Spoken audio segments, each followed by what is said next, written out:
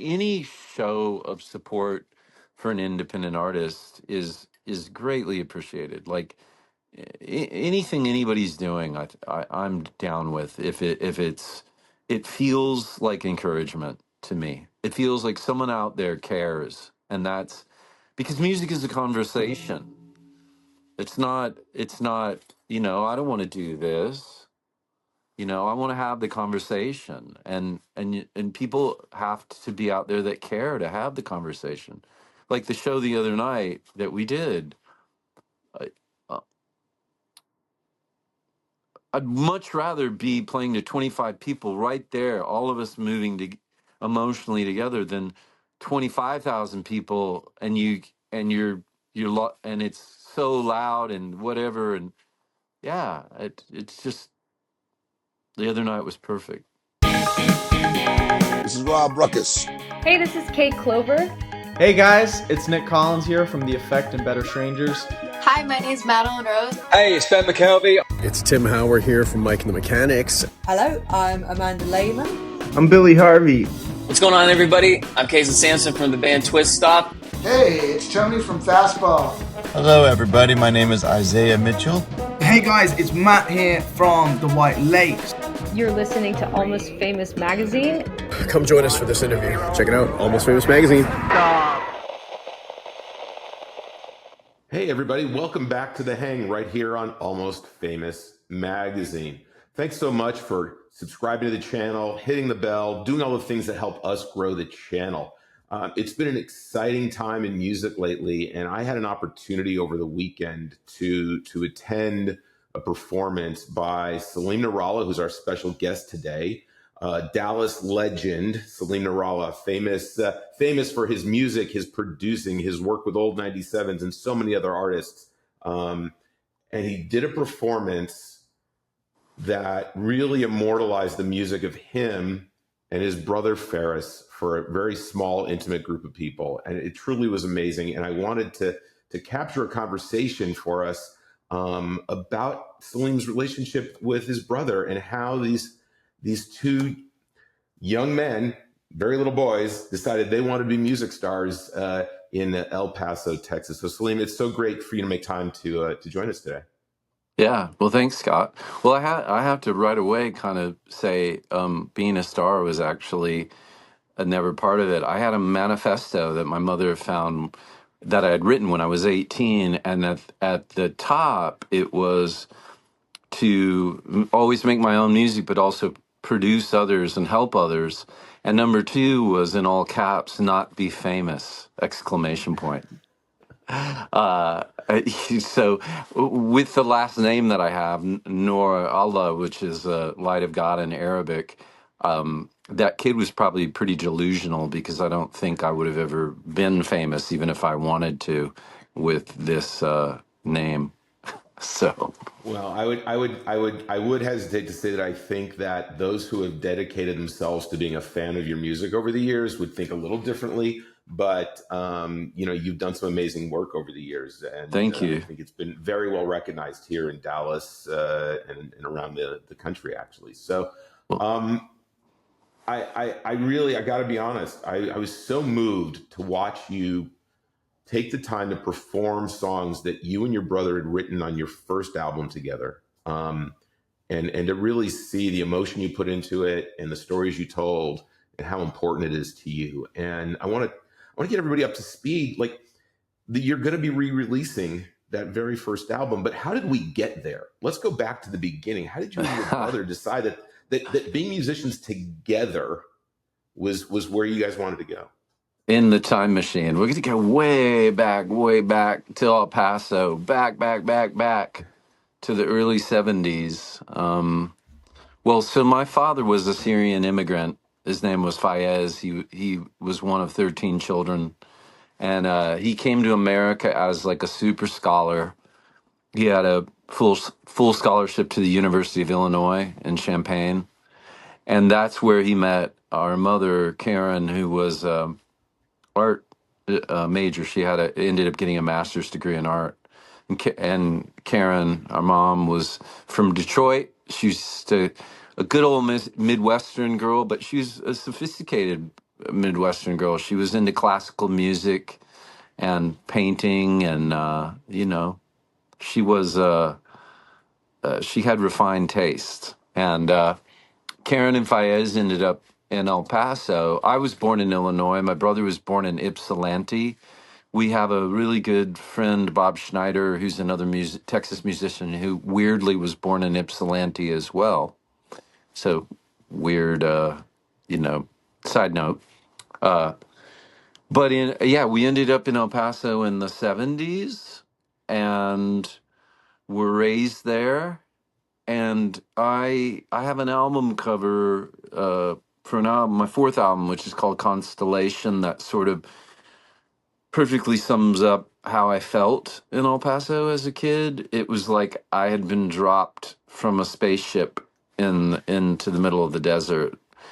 So I felt extremely disconnected from my surroundings. Around 9 became an avid fan of the Beatles. My grandmother had offered to buy me a record in the department store Kmart, and I still see all the albums today vividly on display. There were, and they seemed like they were all kind of over the top album covers, like, just probably a Uriah Heep thing with a guy in a loincloth with an axe and a girl in some sort of furry bikini, and there was Queen and all these things. And then the album that caught my eye was just all white. There was nothing on it. And I knew that I wanted a Beatles record because I'd heard the Beatles on AM radio. And so that was the record I wanted. And that was the record that changed our lives, because the White Album had everything to me. It had everything from John singing a sensitive fingerpick ballad to his mother, Julia, to sing-alongs like Rocky Raccoon and Piggies, and then there's Helter Skelter, and then there's it just had it all. And it at that moment, during those days, I kind of felt like pop music, or whatever you want to call it, rock and roll, pop music, whatever, can do so many things. You can do so many things with this art form. You can express so many emotions. And then there's fashion, and there's the art of the albums, and it's like so many things. And I've sort of been obsessed with it ever since, and all the things that you can do with it, and to attempt. So that's kind of where it all started. My brother was 18 months younger than me, and he's said every now and then that he just followed along, but I feel like we were both searching for who we were going to be in this world, and we felt as the sons of an immigrant with weird names and glasses and bad clothing and bad haircuts and all the things that we were never going to fit in with the conventional white American society, and or Anglo-Saxon, my dad would call it. And that, so we were trapped in between, and we were also trapped in between religions, because my dad was a Muslim, my mother was a Christian. Not to get into that, but the short of it is, at an early age, I found it all to be incredibly hypocritical. And the judgment coming from both sides, as a child, I rejected it all. So, yeah, music kind of was this fantasy, this dream, this place where it seemed like there were no rules. You could be anything, and you could make anything. And it was a very idealistic sort of naive dream, really. That's where it started. And you mentioned going to the store and seeing all those albums. How was your brother impacted by that music coming into his life as well? Because at some point, the two of you came together on it.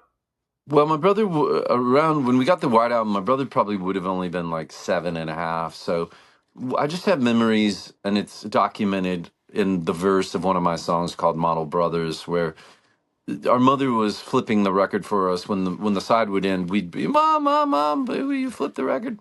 And we just listened to it over and over and over again. As we moved into like teenager land, I started hearing music in my head, and I asked my mother about it, and she asked me if it was songs, by other people, and I said, I don't think so. I think these, like, it's songs I don't recognize.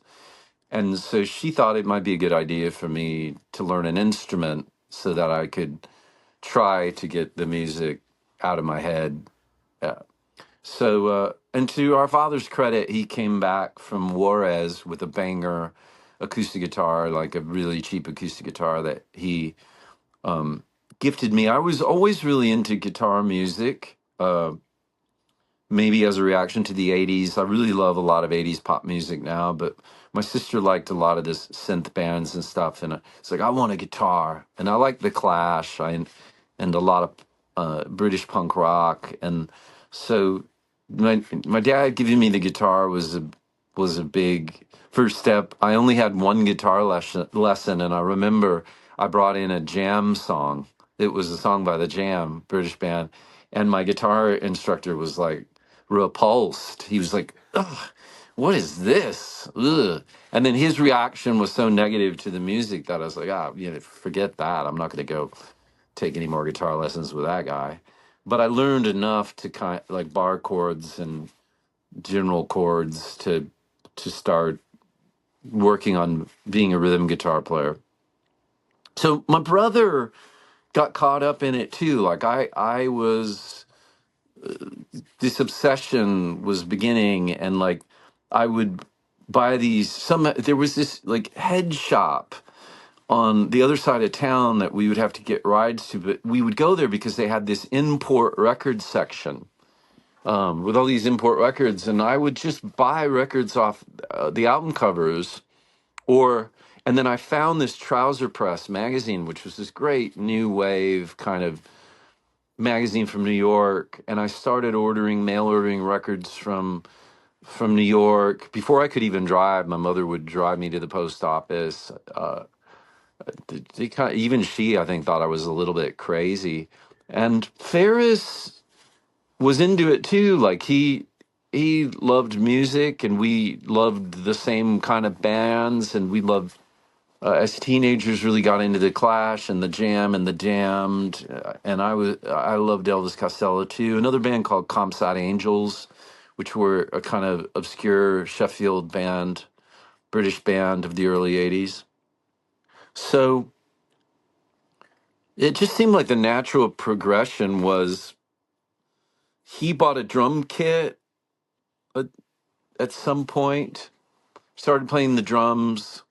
I was playing guitar, and we were in pursuit of forming a band. And that's actually when we played with Bob Schneider. Bob Schneider, who's a longtime Austin artist, musician, who's done quite well. We came across him because Faris had a girlfriend whose sister was dating Bob and knew that he played music. And the fact that they were both born in Ypsilanti was super weird connection. Like, it seemed like, not to be too woohoo, but almost like there was some sort of script that was already, kind of half written. some sort of cosmic coming together that brought it all. Yeah, for sure. So you started playing with Faris, and how did the album come about? How did the Nourallah Brothers, get to writing together and becoming creative, and then with a brother relationship, making that work? Well, it was a long road, Scott. I mean, the road to get to the Nourallah Brothers album. The Nourallah Brothers album was ultimately kind of the end of the road, almost the end of the road, because we, the quick of it is, we were going to move to Austin with Bob. My dad wasn't into, our dad wasn't into the idea. So, and he was sort of, we were both supposed to go to college and he was footing the bill. So he was sort of in charge.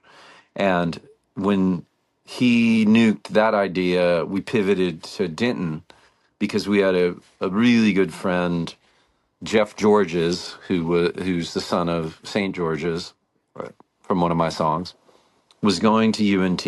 And so we pivoted to UNT because we heard it was a music school. We figured that we could find musicians. So the whole goal was, school was just a way to just finance the band. The band is all that we cared about. And so Faris and I, when we got to Denton, we briefly had a band called Heathen Town. We found this guy that looked like Paul Simonon from The Clash, and we had a drummer named Richard Holden, and we played a few shows, but the bass player ended up stealing all our gear and splitting. He went to A&M and he was in the Corps. So Faris even drove down there to try to get this guy, and he was it was like being in prison. Like, we didn't know the Corps. You can't touch anyone in the Corps down there. So we had to start over. We had no gear and no bass player. So I moved to bass, and Faris. Well, Faris had already kind of moved to guitar. He was really had a. Faris was an incredible multi-instrumentalist. He ended up being able to play every instrument like really well. He played piano like Elton John, one of the best guitar players you could ever hope to see. Was a solid drummer. He did it all, but it was pretty much 100% my songs. I was the one that was driven to write. This is where the kind of the two-headed beast started, where Faris did the thing, focused on certain things, and I focused on other things. And I really focused on the songwriting. And he became a really great guitarist. I focused on bass because I was the bassist. And we formed the next band we formed. We were also beginning to get influenced by different music. We had moved into sort of this Australian band. The Church was a big influence, and the Chameleons and the Mission UK, and this sort of 80s different these guitar bands that it wasn't punk anymore, it wasn't new wave, didn't have anything to do with the Beatles. And so we formed a band. There was a song that the singer of the Church had called My Birthday, the Moon Festival. And I always loved that song. And I thought the Moon Festival might be an interesting name for kind of a dark rock band. And that's what we ended up calling our next band, with me on bass, Faris on guitar, and then, another guitarist and a drummer. And we were signed to a label called Dragon Street Records. That all came from Bucks Burnett, who's gone now, but Bucks was, talk about a legend. He was a record store owner in Denton at the time, and that's how I met him. I used to go to his store after class, and one day he engaged me in conversation. He said, "Well, you look like you're in a band." And I said, "Oh, of course, yes, I am." And he said, "Well, I have a friend who has a record label, and you always buy all these records that I like. I love the Church too, and I love the Go-Betweens, and so, bring me your demo tape." And so that ended up leading to our first record deal, which really, it was the beginning of us going professional. We had a booking agent, we had a record label, we had, and we were, I'm trying to think how old I would have been, like 25. I was 25. And Faris would have been 23 and a half or thereabouts. So it was just, the next few years of our lives were like, we went from hardly ever playing, having no club experience, to like 100 shows a year or more. And frankly, it was a bit of a slog because we had long hair. We weren't Led Zeppelin. We had a fog machine. We were emulating bands from across the pond, from far, far away in Texas, and Texas is not, there were pockets of people that really got it and loved it. But ultimately jumping to a bigger audience with this kind of music and then on top of that, grunge came along.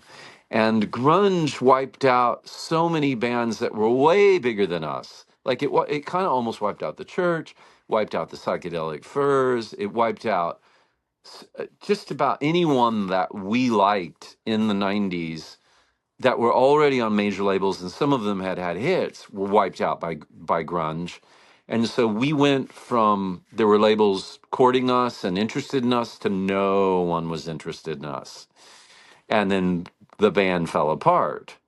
So Moon Festival basically fell apart, but continued with the name because I thought, well, we've worked this hard with this name, let's just keep the name. But the music had shifted. I was listening to a lot of Kinks, and I discovered the Kinks sort of late in my life, which is funny now looking back, because I was, 28, late in life. And so the Moon Festival completely transformed our image and our sound, but we didn't update the name. We really should have changed the name of the band at that point. But we stuck with the name, but we completely changed everything. And in 97, we made, as a trio, Faris on guitar, me on bass, drummer, we made a very 60s inspired pop record called Sugar Pill. And that was our last release. And so what I'm about to get to, I know this is long-winded, is we're getting to Nourallah Brothers. This is 97. No one's interested in our band. The only way to really make recordings is to hire a studio. We had no money, or to get a deal so that the label pays.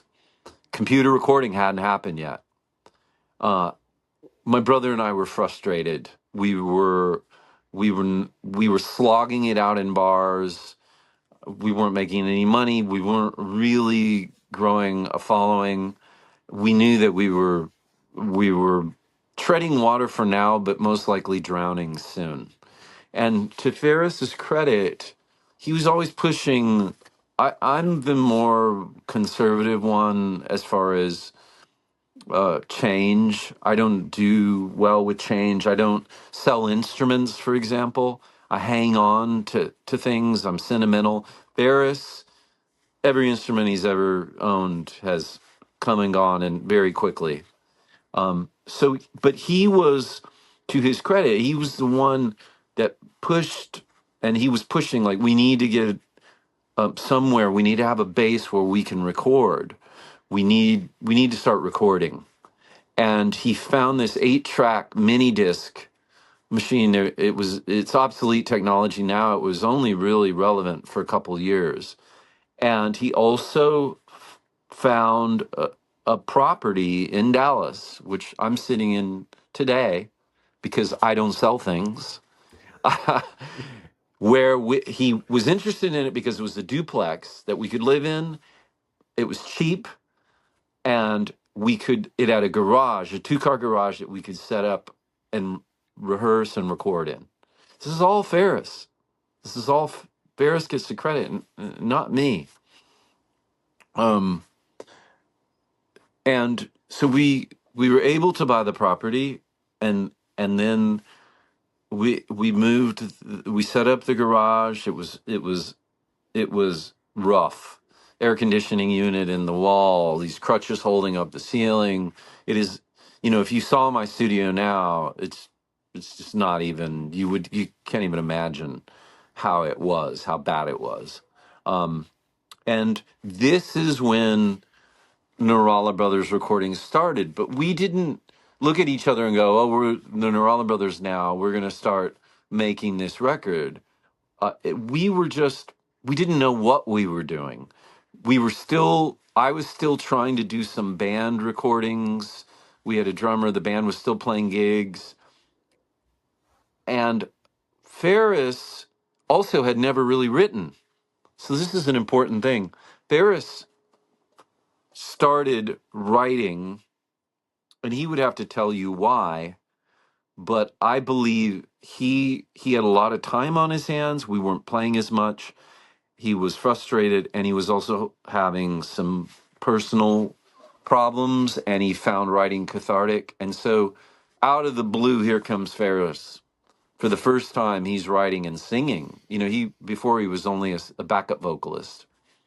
And I do know that I was blown away initially with what I was hearing, like songs like Christmas Time.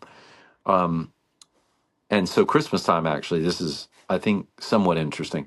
I had become friends with a guy named Steve Fellows, who was in the Comsat Angels, this British band that I loved from the 80s. But the Comsats had sort of at that point gone from being on a major label, not selling, going through all the thing to breaking up. And in the early 90s, Steve got a job in a record shop in England and ended up getting a demo tape from a guy in a band called Gomez.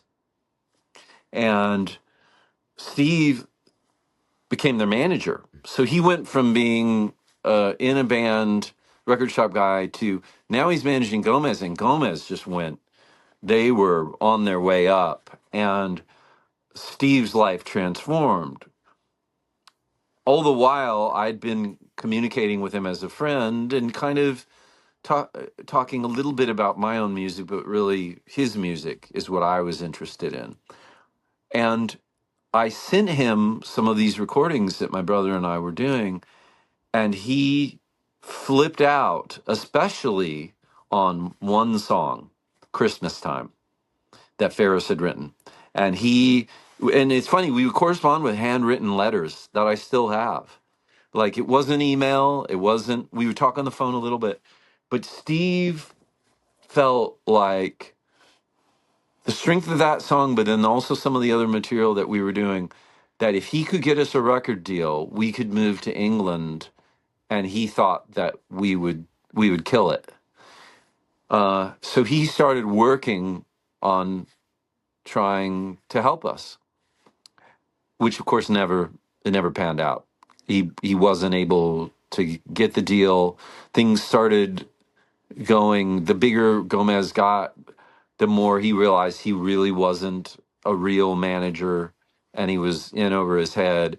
And so I think as he was shifting focus to try to save, or try to sort out that situation, he felt like continuing to work with us, or it was just too much, and it would have had to have happened quickly and easily, and in the music business things don't tend to happen like that.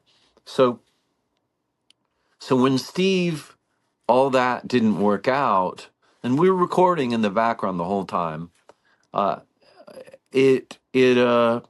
also beginning to disagree.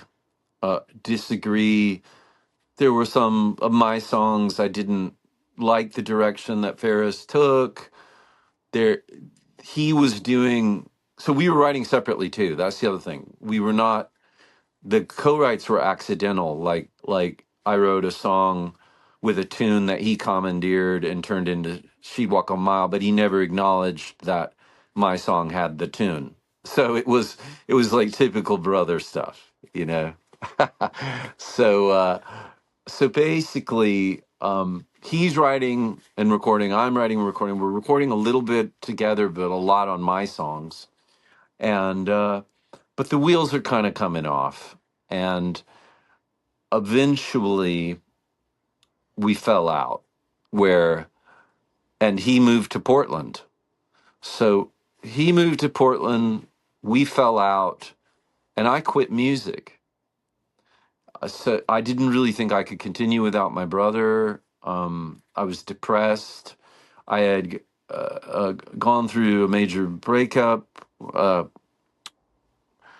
and was struggling with that. And had no money. Had just so he went to Portland to try to rebuild, and I stayed here and got a job at CD World and kind of walked away from music, started going to therapy, and for the first time in my life, and trying to find a way forward. And eventually that way forward was Paul Averitt, who I would run into out and about. And Paul was always, the first question is, "Hey man, when are you gonna play another show?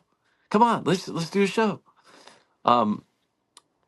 So that was happening. I eventually started playing with Paul, and then we formed a band called The Happiness Factor, moving very quickly. But the big thing that happened, and what made the Nourallah Brothers, was one day I'm at CD World working my shift in the afternoon, phone rings, it's John Dufalo, and he said, "You need to get a copy of The Met."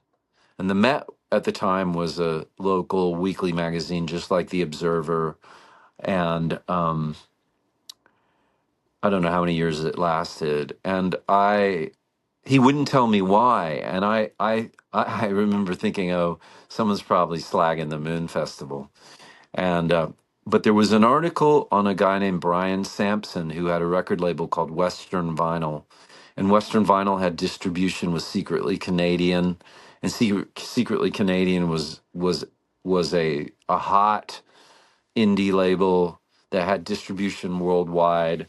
And Brian, in the middle of the article, said that he had heard on the Austin radio this song that he was so taken by that he had to pull to the side of the road just to listen to the rest of the song. And it was by an act from Dallas, and he didn't know it was Nourallah or Nourallah, and so they massacred the name, and he was wondering if anyone out there knew who we were. Yeah. So Wow. John Dufalo, if John hadn't seen it, I don't know if anybody else would have noticed it or called me. But what it led to was Brian wanting to put out a record. That's when I had kind of, just without even asking Faris, he was in Portland. Like I said, well, we're the Nourallah Brothers, It wasn't like Faris and I had a meeting to discuss, are we the Nourallah Brothers? Or are we called, something else? Like, are we Salim and Faris, like Chad and Jeremy? We could have been something else. And then I even remember kind of, I don't know how involved Faris was in even sequencing songs. Like I had already started producer brain, and I was always obsessed with song sequences, and it was part of the way we delegated. He was involved in the things he was involved with, and I was involved in other things. And he'd go, sequence the album, whatever. And so I put together this Nourallah Brothers record. The other thing too is there were tons of songs to choose from, so it could have been any. It could have had 10 different shapes. It could have been 10 different things. But that's, at the time, those were the songs that I thought were the best or that fit together or wherever my head was. And then Western Vinyl, through Secretly Canadian, released the record. But when they released the record, Scott, we've moved on. Like, we're not recording with each other. We're not talking to each other, really. He's in Portland. I've formed a band with Paul Averitt called The Happiness Factor, which was more like the Replacements or something. Like, it had nothing to do with this sort of whatever you call the Nourallah Brothers. It wasn't rock. The Nourallah Brothers was not, rock and roll. It was maybe mellow Beatles, and that's not even, it wasn't even, I don't know, how would you describe Nourallah Brothers? What is Nourallah Brothers? I don't, but it wasn't rock and roll. Having heard the songs, you can feel some of the influence, absolutely, of the Beatles. You can feel some of the influence of some of the other British artists that influenced you guys, along with a singer-songwriter flavor, if that makes sense. They're very heartfelt. The lyrics are outstanding, right? The lyrics really work very well and speak to the listener. So I think it's a combination of singer-songwriter with very British music sensibility. Yeah. Well, and then there's the nostalgia factor that I think I brought, which was because it was this brother thing. I have songs, I tend to go back maybe more than Faris to childhood themes, and Those Days Are Gone was my lament of my brother and I, of those days when of innocence and youth and pure love are gone now. We had already started down the road of as adults who were drifting further and further away from each other. So that's why I picked Those Days Are Gone as the first track on the record, not because it was my song, because I thought Faris's song I'll Be Around was the hit. Like, I'll Be Around still to this day, like, I challenge anyone to listen to that song and not just go, whoa. But Those Days Are Gone to me was the obvious kickoff because it was about us. So, but it in Texas again, playing in bars and playing in places with giant TVs blasting the Cowboys or the Mavs, loud talking audience. Nourallah Brothers as a live act would have never flown. It would have never got off the ground. There would have never been anywhere to take it where people would have been able to respond. I agree. I mean, it's the kind of music you need to invest yourself in. It's not background music. Yeah. You're not going to hear it if it's in the background, because you have to pay attention and you have to invest in the moment that you're listening to it to appreciate. Well said. Yeah. Well said. Yeah. I agree. And so I was in a conventional band, and then somehow Faris was coming back to Dallas, and I thought that it would be a good idea if he joined the Happiness Factor. And that was kind of disastrous because he was also beginning to experience agoraphobia and sort of social anxiety in public, and we played all of one show, I believe, with Faris. We played at Trees, and he had never really been comfortable on stage. He never really liked performing, but it was obvious at that gig that he had even gone further out. Like, I remember the vibe was like very, like this. And then we had another gig in Fort Worth coming up, and he promptly quit, left the band. We had a big fight at the Angry Dog in Deep Ellum, and he's never performed since, Scott. So Faris's last performance, I believe, was 2000. I could find the exact date, yeah, if I looked. But so roughly 25 years ago, he quit. But then Nourallah Brothers wasn't happening, band wasn't happening. So this is when he went full tilt. He got his own recorder, his own space, and he started. This is the beginning of Faris Nourallah, the solo artist, which he ended up making. I don't even know how many albums in the span of very short time of really, I think between 2001 and 2009, 8 years. He released on various European labels over half a dozen records, and and now I've uncovered boxes and boxes of CDs, and I've uncovered probably 3 more albums worth of unreleased material from my brother. That's a that's a more a now thing.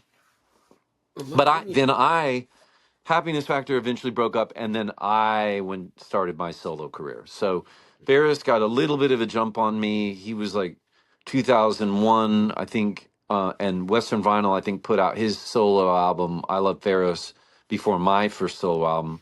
They released my first solo album, Polaroid, in 2004. I didn't start recording that record until probably 2002 or 3, and that's when the Happiness Factor was sort of phasing out. So that brings us to the beginning of the solo records. So now fast forward to today, and you've decided to re-release this on vinyl, right? You've made a decision to bring it back to life in a way.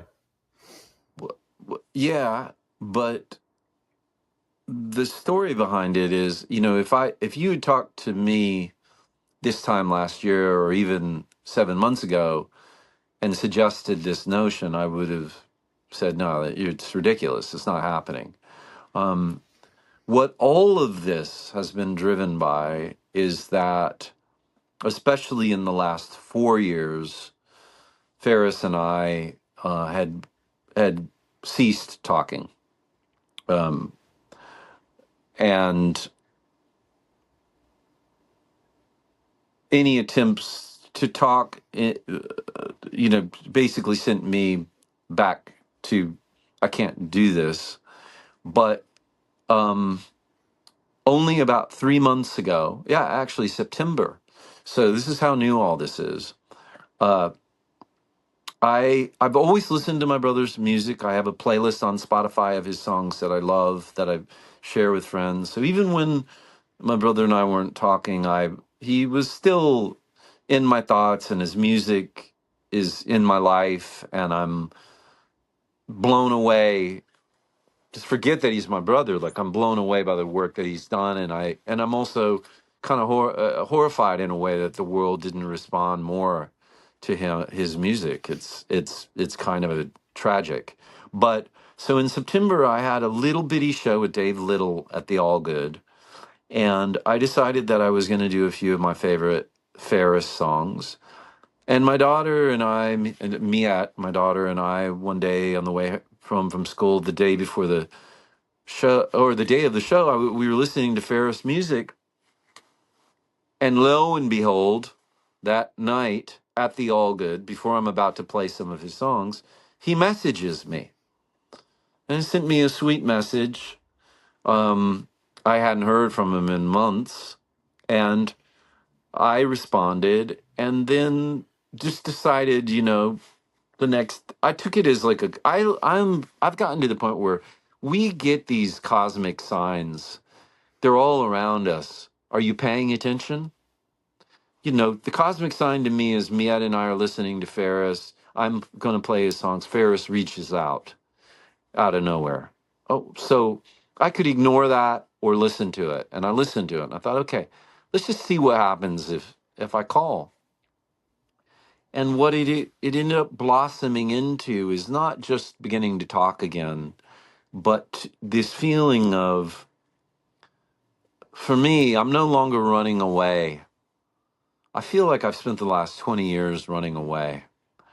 That I want to go back and look at these two guys, these two misfit kids from El Paso who were trying to do the best that they could with the hand they were dealt, and to give them some love and to give them some pats on the back instead of, oh, that wasn't good enough, Salim, and that vocal wasn't good enough, and that, and like, let's give our current selves some love and cut us some slack for all the mess ups and mistakes, and and let's also cut those guys some slack. And so it's become this sort of healing process, healing, talking to him, realizing we still have that connection on music. And then, Scott, because I don't throw things away, I discovered 3 boxes of my brother's music that he had everything got burned to CD. He ended up graduating to a 16-track Yamaha digital machine where he recorded most of his solo music. The masters are all stored on CDs, and then the mixes are all bounced to CDs. So I 2 months ago only dragged these boxes into my house and started going through them. And I have found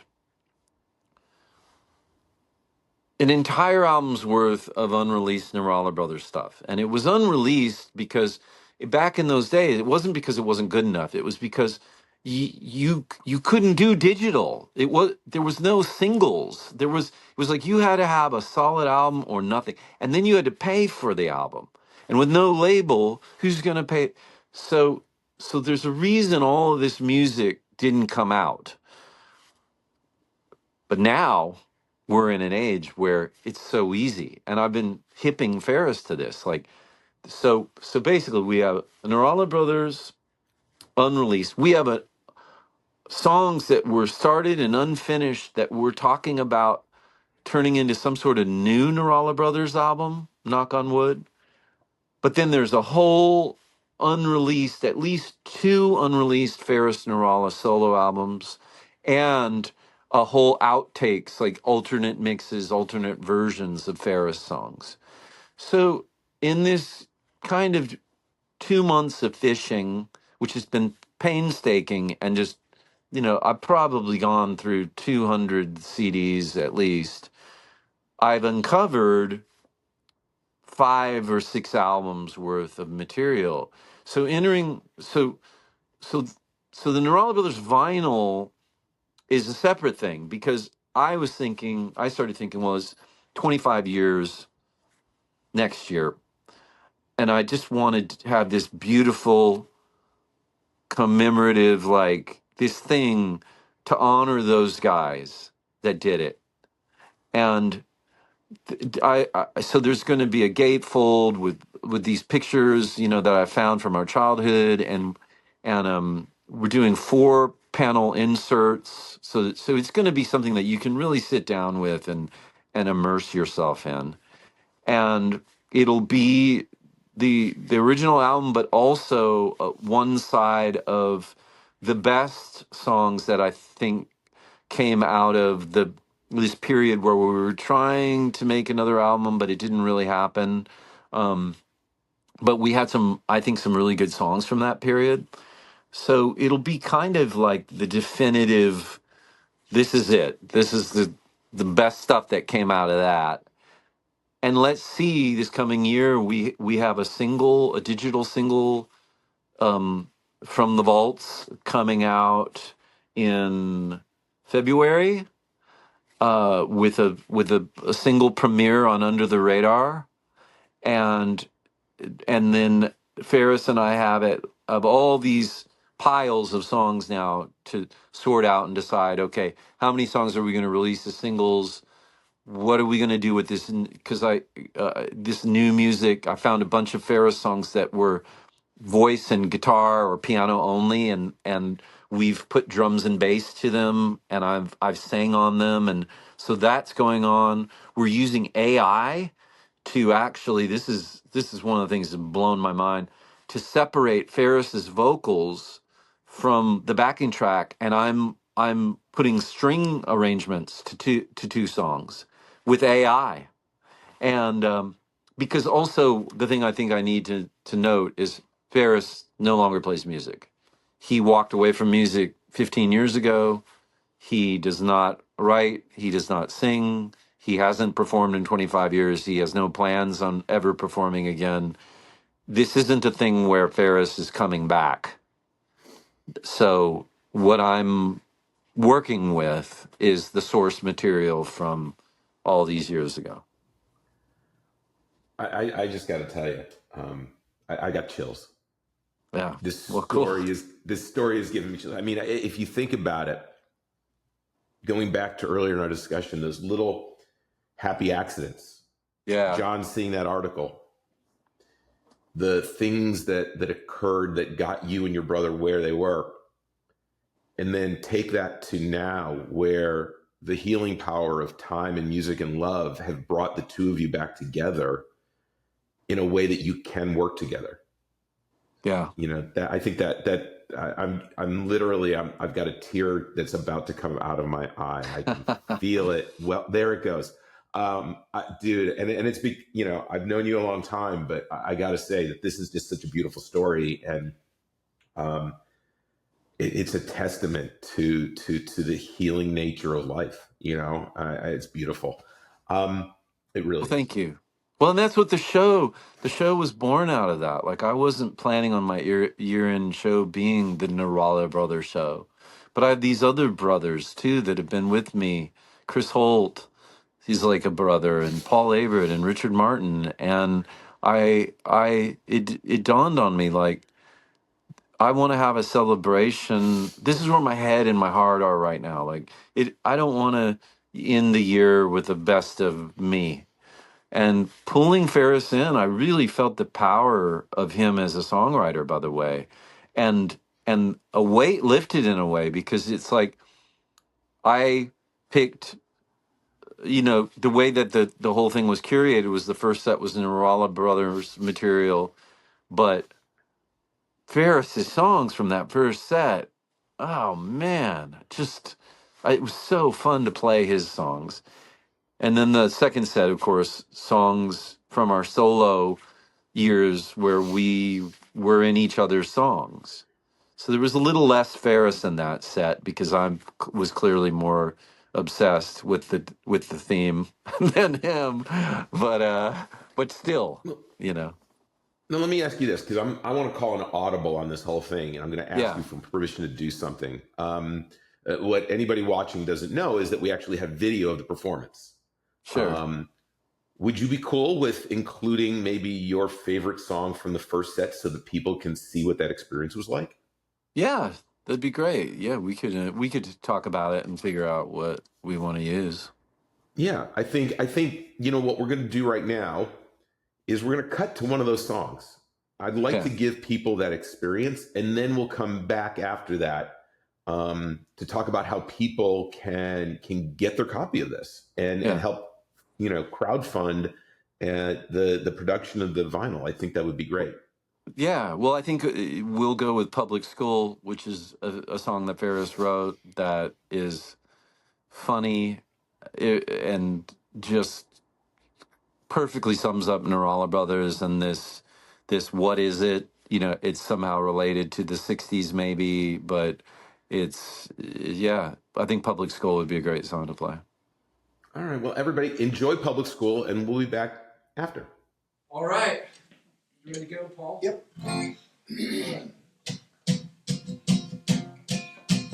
Public school, public school, public school, public school, public school, public school, public school. Future doctor, future lawyer, future banker, future priest, future teacher, future soldier, football player, and phone reader. Where today's genius becomes tomorrow's fool. Ooh, I love my public school. We used to pass the popular ones on our way to class each morning. They talked of nothing except impending homecoming, close interaction, class distinction. Ooh, I love my public school. Public school, public school, public school, public school, public school, public school, public school. Where today's geniuses come tomorrow's fools. Ooh, I love my public school. Ooh, I love my public school. Do I love my public school?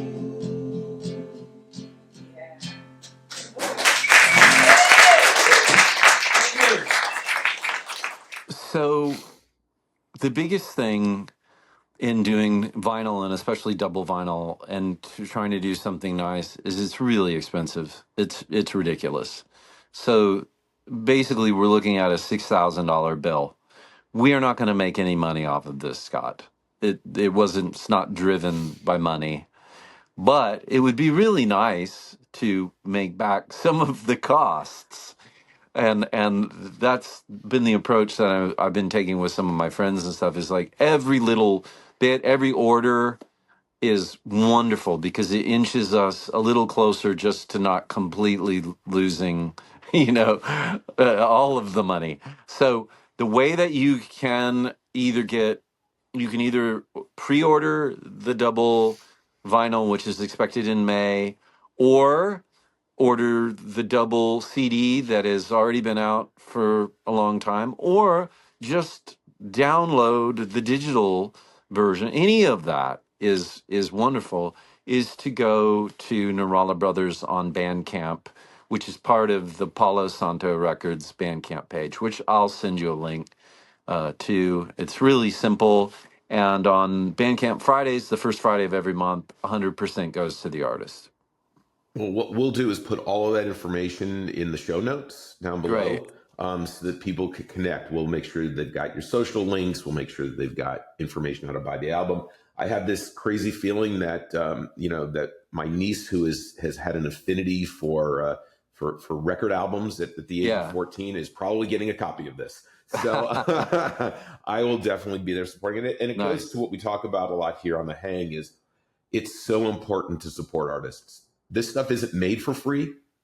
The idea in their head may come to them in a moment of peace and tranquility, and boom, there's a song, but it's not free. And we have to support artists. So things like buying on Bandcamp, buying product from artists that you can support them making the next step in their journey. And if you support this, you're supporting potential for future Nourallah Brothers releases, and opportunities with what's in the catalog. So everybody, please go out and buy your artist's music. And beyond the money, every single order is an injection of love. People don't really realize it. Like it's encouragement. It's a pat on the back. It's saying, I care enough about what you're doing, and I care enough about you being an artist to where I'm actually going to dip into my wallet and contribute. And it goes way beyond the money. It really, every order is like it hits you in the heart. It really does. So what you're saying, Salim, is it doesn't feel the same way with every stream. I think anything really, it feels better than the stream, but really any show of support for an independent artist is greatly appreciated. Like anything anybody's doing, I'm down with. If it feels like encouragement to me. It feels like someone out there cares, and that's because music is a conversation. It's not, I don't want to do this. I want to have the conversation, and people have to be out there that care to have the conversation. Like the show the other night that we did, I'd much rather be playing to 25 people right there, all of us moving emotionally together, than 25,000 people and it's so loud and whatever. And it's just, the other night was perfect. It was truly beautiful. I'm going to ask you for one more favor before we wrap things up. You mentioned that you have a Spotify playlist of your brother's music. Would you be willing to share that with the viewers so that they can get a taste of Faris's music? I'd love to. Yeah. Let's share the Faris love. I will. Well, Salim, this has been fantastic. I really am. I love you, brother. It was great seeing you Saturday. Great seeing you. Thank you so much for, just everything, Scott. Like, it's really wonderful to speak to you, and and also document the story. And you've, like, in this little interview, hour-long interview, you've actually, I think we haven't really ever done that before. So for anybody who does care, even though it's my take, I don't think anything would. I think Faris would be like, yeah, I think Salim told the story okay. I think he did So, a brilliant job. and there's no other place to go to get it. So yeah, thank you. This is a Hang exclusive. We have now immortalized the Nourallah brothers for history online. So you're gonna want to get that history. You're gonna have to come here, Salim. It's been great. I thank you so much. We're gonna see each other soon, I'm sure. Cool. Everybody, check out not only how to in the links how to purchase and support this, but check out Faris and check out Salim's music as well, because he in his own right is a brilliant artist, just like his brothers. So thanks for hanging with us. We have so much in store for 2025. A lot of great hangs coming up. Please, if you like this, give us a thumbs up. If you have questions or want to reach out to Salim, add some comments below, and we'll be back soon with another great hang. So thanks a lot, Salim. It's great to see you. Thank you, Scott.